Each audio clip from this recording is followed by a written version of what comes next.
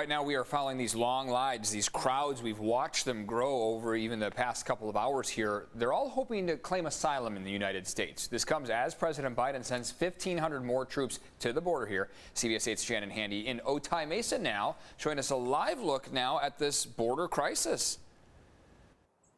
Good morning, Eric and Netta. We are here outside of a pop-up migrant processing facility. This place was actually set up back in January using white tents, and at the time we were told it was going to be used to process migrants in Border Patrol custody, so those caught crossing illegally. However, just minutes ago, we were told, we confirmed, this facility will in fact be used to process migrants under Title 8. Now, I want to get to some video that we shot earlier using Chopper 8 to show you what this facility looks like overhead. Again, I told you that it was built using white tents. Chopper 8 also flew over the San Ysidro port of entry yesterday, where you can see hundreds of migrants lined up. This is the case of border towns across the U.S. ahead of Title 42 expiring on May 11th.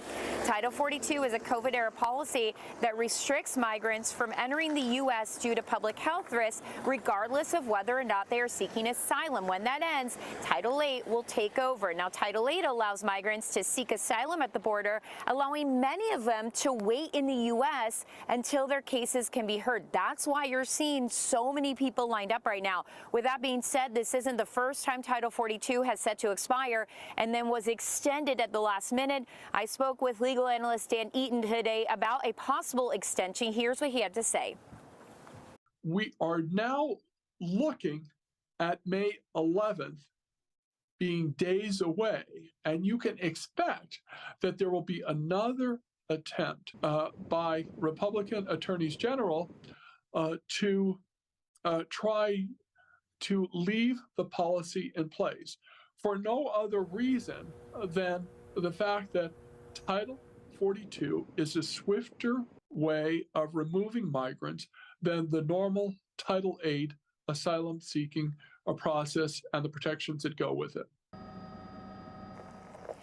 Also, just into our newsroom, you were looking at some video showing water being thrown to migrants waiting in Mexico. Several humanitarian groups have been traveling to the border to drop off supplies for those migrants that are lined up just across our border. And back out here live at the facility that I'm at, we have seen a lot of activity, a lot of coming is going.